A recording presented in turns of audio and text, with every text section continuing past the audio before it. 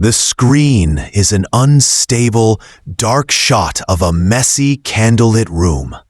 Marcus, a young investigator, is hunched over a crackling radio and a vintage computer, recording his findings. He speaks quickly, driven by adrenaline. He explains that for weeks, he's been tracking high-frequency anomalies, a repeating, coded burst of data that doesn't match any known satellite or terrestrial signal. He calls it a ghost signal. He plays a snippet of the audio, a brief, metallic chirp, followed by a deep, resonant hum that vibrates the camera mic. Marcus reveals the terrifying discovery. When he ran the frequency through a decoder, it resolved into a number, not a string of letters, not a date, a simple 5-digit sequence. He leans closer to the camera, his face half lit by the screen's eerie blue glow. He whispers the number, 25541. He states that the signal isn't transmitting information out. It's trying to find a way in. Before he can elaborate, the radio next to him suddenly sparks, filling the room with blinding static, and the deep, resonant hum is replaced by a high-pitched, childish giggle that seems to come from nowhere, making Marcus jump back in shock. Marcus is now in his living room, setting up a shot with a burner phone. He's trying to be skeptical, insisting to the camera that the ghost signal was just a system glitch, and the number 2541 is meaningless. He slowly dials the 5 digits on the old cell phone. The phone rings normally, once, then cuts to an unsettling, profound silence. Marcus checks the screen. The call is connected and counting time. He leans in close, holding the microphone near the phone's speaker. He repeats that there's nothing, just a dead line. Suddenly, a single, deep, electronic beep comes through the silence, followed immediately by a faint, rapid. Marcus's eyes widen in genuine terror. He slams the phone down on the table and stares at it, his face pale. The phone screen still shows the call in progress. Marcus is frantically working at his main computer. The screen is filled with a highly complex audio spectrum analyzer, showing a dense, chaotic pattern from the previous call. It's not static, it's highly compressed data. He believes the number uploaded something to the phone during the silent connection. A new text message notification suddenly pops up on his main computer monitor, sourced from the destroyed burner phone. The sender is listed as 25541. The message is only one chilling word: searching. Marcus tries to laugh it off as a hacker joke, but he's clearly unnerved.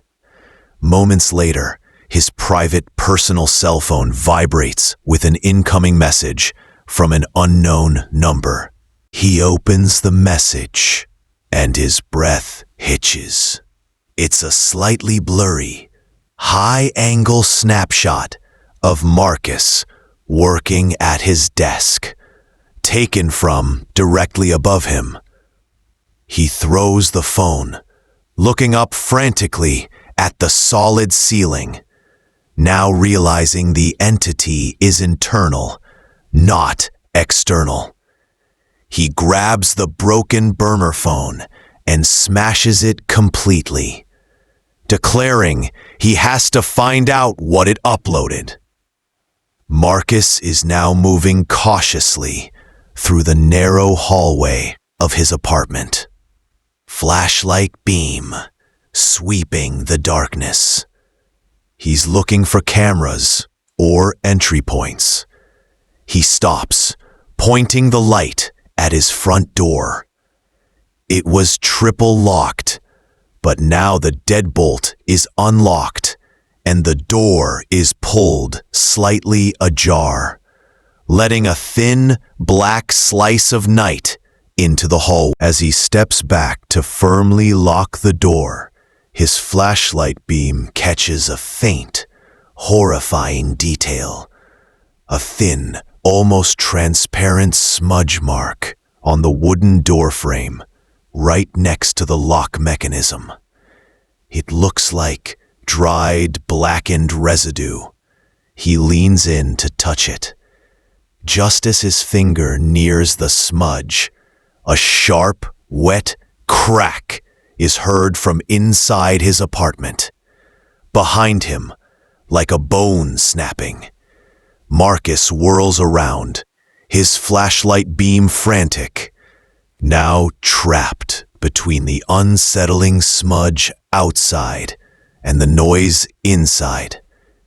Marcus backs away from the door and stares into the pitch darkness of his living room.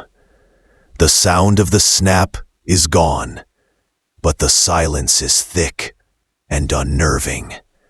His laptop screen suddenly flashes, glowing on a far table.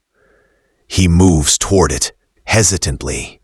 The screen shows a video call interface, a blurred, dark screen in the main window.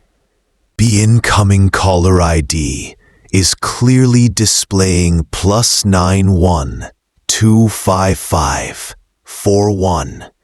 The cursed 5-digit sequence, now somehow calling him on his main computer. Marcus whispers that the number is calling him back. He clicks answer. The screen remains pitch black, but the audio is immediate and deafening. A high-pitched, screeching tone that overloads the microphone, overlaid with a faint, rapid whispering that sounds like hundreds of voices speaking in unison. Marcus clamps his hands over his ears, yelling in pain. A single, white, lidless eye briefly flashes in the pitch blackness of the video feed, accompanied by a quick, distorted gasp that cuts the audio completely. Marcus falls backward, dropping his camera, screaming that it saw him. Blank. Marcus scrambles to retrieve his camera, his movement jerky and panicked. He backs away from the laptop, desperate to find an exit. He passes a full-length mirror in the hallway. He catches his own reflection, which is instantly distorted and flickering with TV static. As he stops, the static clears for a terrifying moment, revealing his reflection. The reflection is not mirroring his current action. Instead, its mouth is sewn shut with thick, black thread. Its eyes are streaming a viscous black liquid. The reflection slowly raises a trembling hand and points a bloody, accusatory finger directly at Marcus's ear. As this happens, a sudden, piercing ringing erupts from Marcus's actual ear, like an old telephone bell ringing inside his head. A faint, raspy whisper cuts through the ringing, seeming to come from right next to the camera, saying, "You shouldn't have listened." Marcus collapses. The last thing it catches is the front door slammed shut, the deadbolt locking itself from the inside. The metallic clicking sound from the first dial is now loudly repeating in the silence, The camera is lying on the floor, pointing up. Marcus is scrambling toward a window, away from the locked door.